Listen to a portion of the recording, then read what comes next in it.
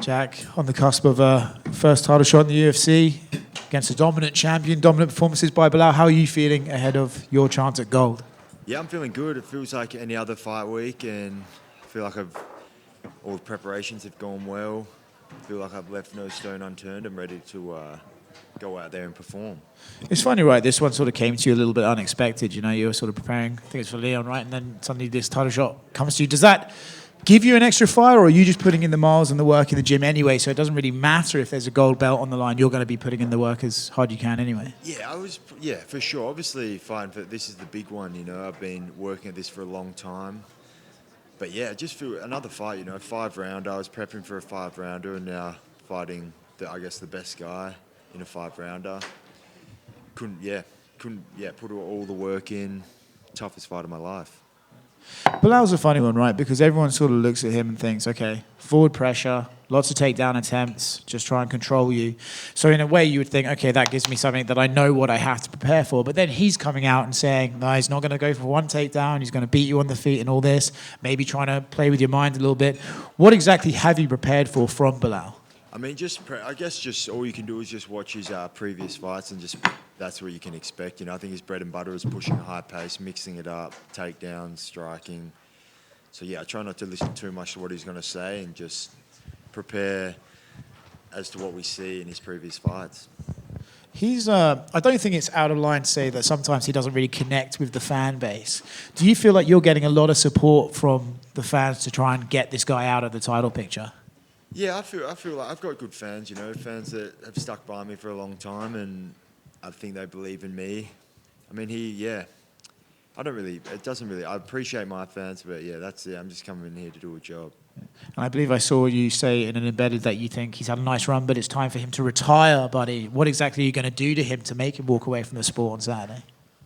I'm going to try and finish him dominantly, you know. That'd be the way I'd like it to go down. Dominant finish, and then, yeah, that's up to him at that point, what's next for him. You know, Belal was just in here, and you know, we talked a bit about how this fight compared to Belal's previous fight against Leon, there's a lot of bad blood, but here it's you guys. Your trash talk is I'm better at grappling, I'm better at striking, I'm better at MMA. It's much more skill-based trash talking. Is that something that you prefer, or is if you do become champion, you might have guys kind of trying to pick at you, kind of like what Ilya did to Volk, and Volk was like, I kind of like this because it brings more attention to the fights. I mean, whatever. I'm just going to be myself. Yeah, I'm a professional, you know, so I'm just coming in to take him out. He can say what he wants. I'm prepared for it all.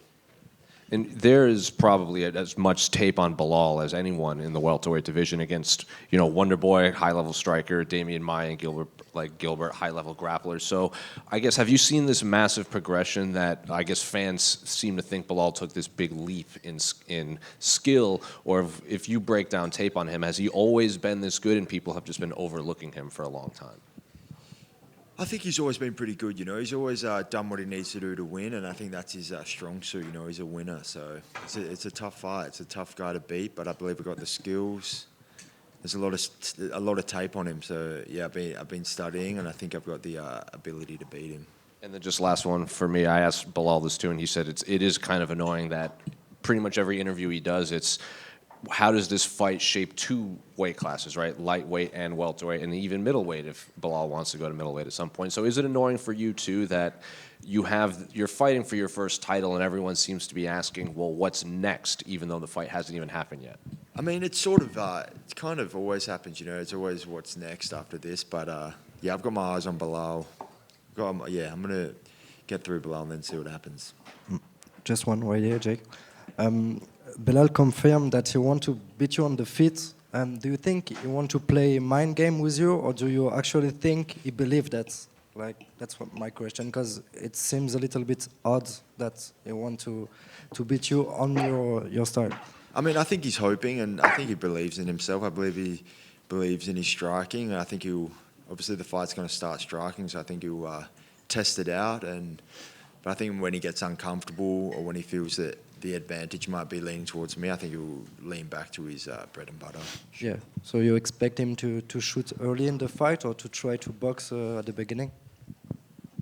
I try not. Yeah, I'm not expecting too much. I think he's shown in the past that he mixes it up. So I think he'll strike a bit, mix it up, shoot takedowns. Expect it all. Last one for me. Predict a third round knockout. What's your prediction? Yeah, I think a third round knockout sounds pretty spot on. Thank you very much. Jack? Yeah. Just one over here. So it's been about 10 years since the UFC has been in Montreal. I mean, what can Montreal fans, and even Canadian fans for that matter, expect Saturday night? Yeah, I think this is the high-level match, you know, especially my match. It's the champion versus a solid contender, and I expect a tough fight, you know, tough 5-rounder. Thanks. Jack right here. You win this fight, you know, you'll get the big paycheck, have lots of opportunities coming your way. Do you use that money to get the nose surgery, or does that wait till the end of the career? Yeah, maybe we'll see. Jack, Good one. I just kind of want to go off one of Jose's questions earlier. What specifically about Belal do you think it is that some of these guys don't take serious about him, and then they go into the fight and they think, man, maybe I should have taken him a little bit more serious, you know what I mean? Just like we saw it with Leon when he was at the media day. He said, oh, it's just Belal, isn't it? You know, so is there anything specific about Belal? Like, is it his character? Is it the way he acts? Or is it... I don't know. I don't necessarily think people underestimate it. I think it'd be silly for anyone to underestimate anyone in this sport, but I think he's just proven that he's better than these guys, you know? I think that's the bottom line. That's what I believe. I believe he's better than everyone he's fought, and that's why he's got the victory. And then what's the interactions been with Ian Gary this week? Because we see him running around. He's trying to play jokes and do banter. Like, he's handed me a bag of M&Ms with an autograph on it. We saw him use his kid to hand you a bag of M&Ms, talk about the weight thing. Like, does it bother you? Does it feel like, you know, the brother that's tagging along, you know, what you know, that gets asked to come out with you guys, or do you not even worry about it?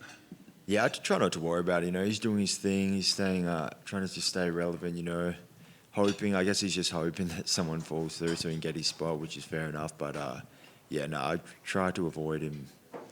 Except if it's fight time, then yeah, I won't avoid him. I'll go right in his face.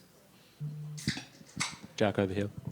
How's it going, mate? There's a rumour going around that if you win on Saturday, Perth will land the pay-per-view, and that if you lose, we'll get a fight night. Does this add to the stakes for you heading into this one? I think it makes sense. You know, if Perth have a homegrown champion, why not? It'd be obviously a dream come true for me to defend the belt in Perth. I think it makes sense across the board. So whether that's something they do, I don't know. But that would obviously be a dream for me to defend a title in my backyard. Of course. There's been a bit of noise leading into this about the Rivo Bar and Grill situation. Can you provide any clarity around that, your side of the story? Oh, we're just doing a like a paid appearance thing, and yeah, it sort of fell through. It was just too much. I need to focus on the fight, you know, not doing that sort of stuff. But we'll do it after. When I get back, we'll make it happen. I've got a lot of fans. I've got a respect for the people that are there. So yeah, I'm excited to do that when we get back. Yeah, well, I guess that leads into one. With the belt, it'll be even better, you know. Of course, that leads into one of my other questions. What is the celebration plan if the city of Perth offered you a ceremony maybe in Forest Square? Is that something that you'd be open to? Yeah, yeah. It's a bit high key for, you know, you'd probably like to keep it a bit more low key, but, you know, we see the Wildcats there when they win a championship, that kind of thing. I think that would be a suitable environment. Yeah, I think it would be a good moment for Perth, you know, bring the belt back to our small city. Of course, you've repped Perth since day one, and, you know, Steve came razor close to bringing that belt back to WA. Is that something you guys have spoken about, bringing the belt back to Perth? I haven't spoken. Yeah, it's obviously a dream of mine. Steve was he's very close, you know, to making it happen. I believed he was going to do it, but it's a tough one, you know, tough fights at the top. Anyone can win, so it wasn't his day. I'm sure he'll be back, but I'm looking forward to bring the belt back. Of course, and last one from me. After seeing how Edwards and Brady played out, is there a part of you that's disappointed you didn't get a shot at Leon? I mean, it would have been I was excited for the match, but obviously this is a big opportunity, so I was happy to bypass that and take this. Of course. Jack, Jack, right here. You talked about, obviously you were in camp and training for a 5-round fight, so the timing works that way. And obviously this is an opportunity you have to jump on. But we talk a lot about timing in combat sports in general in terms of like guys getting to a title fight too soon or too late. Just in general, how do you feel the timing of this title fight is in the scope of your overall career? Yeah, I think it was good timing. I think if I hadn't got the injury, my thoughts would have been I probably would have been fighting for a title at a similar time. I think I would have had to fight one of the top guys later in the year, and then I believe it's worked out the same. I've obviously missed a fight. I think perfect world would have had the fight beforehand, but I think timeline, it works out well. And then no doubt you would have liked to have fought in Australia. Obviously, not entirely likely as the challenger, but hopefully moving forward. But just in terms of fighting in another Commonwealth country, it's not in the States, is this kind of a good second option? It's kind of neutral ground? Yeah, for sure. It's a cool city. I've never been here before outside of the when I came for the press conference a couple of weeks ago, but I was in very quick. But it's a cool place. I like traveling, checking out new places. Yeah, it's a pleasure to fight here, especially with the welterweight division. Obviously, the man GSP is from here, so it's a bit of history in the division. But yeah, I'm excited to kick off my title run in Montreal. Thank you. Jack, to your left here. Jack, on the Countdown show, obviously the UFC highlighted what was not the best start to your professional career, dropping 2 fights in a row.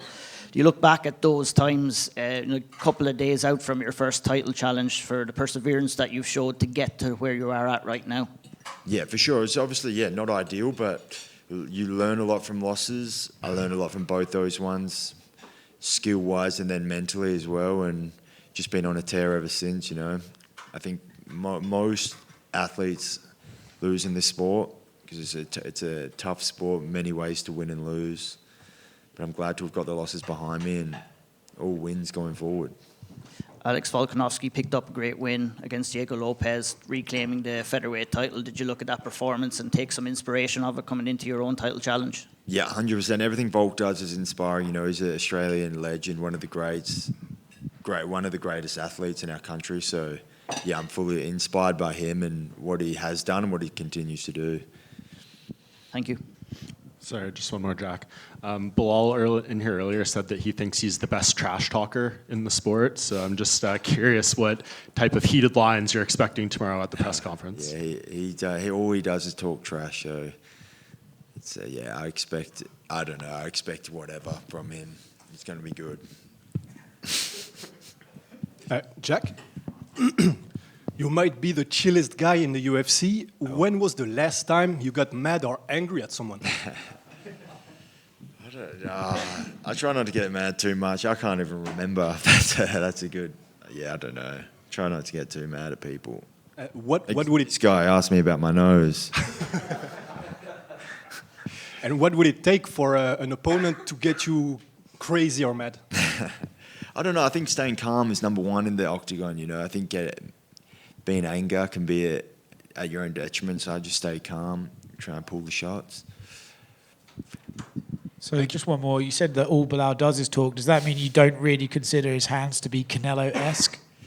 No, honestly, no. I don't really see the resemblance in the Canelo hands. He does have good hands, but if you're talking skill-wise, I don't see the resemblance. But maybe I'm missing something. He also said he's the best boxer in the welterweight division. Curious if you agree with that. Yeah, good on him. Good on him. He's proven he's the best at the moment. Won the belt. Yeah, but I think he's good at mixing it up. But yeah, I don't know too much. His boxing's all right. One more for me, Jack, just before. You've done some work with Craig Jones in the lead up to this fight. Do you feel that that'll give you an extra advantage coming in here? And what does he bring to the table as a coach for you? Obviously, when you look at straight jiu-jitsu, is a lot different than when you're implementing jiu-jitsu into mixed martial arts. Yeah, he's obviously a good grappler, He's a good grappler. He knows what he's doing. He's been in there in the corner on big fights with Volk. And, yeah, he's just been helping us out, small details, but... Yeah, he's sharpened the tools for us. I believe he's going to, he's given me some different stuff to work so I can get back to my feet. He's definitely helping you out with the trash talking as well. Yeah, that's it. And the after party's going to help us out there. Big time. Thank you. Sick. Thank you. Just one more in the back. Sorry. Hey, Jack. Hey. So a few weeks back, you were training with Volk, Brad Riddell, and the Bang Tao boys. How was it training with that crew? Yeah, it's awesome watching Volk prepare for the big fights. He's obviously been in there, big fights, multiple world title fights, just to be able to be in the room with him, see how he handles himself, see how he works, and then just, learning from him. Very experienced champion. It was a beneficial trip for me for sure. Nice. And I think Brad Riddell is looking to fight in June. If he does, do you think you'll be training with him? Yeah, I'd love to. Brad's the man. He's a legendary striker, and now he's making a good run in his MMA career. So yeah, definitely at some point this year, I'd be keen to train with Brad again, 100%. Awesome. Thank you. Sick. Thank you.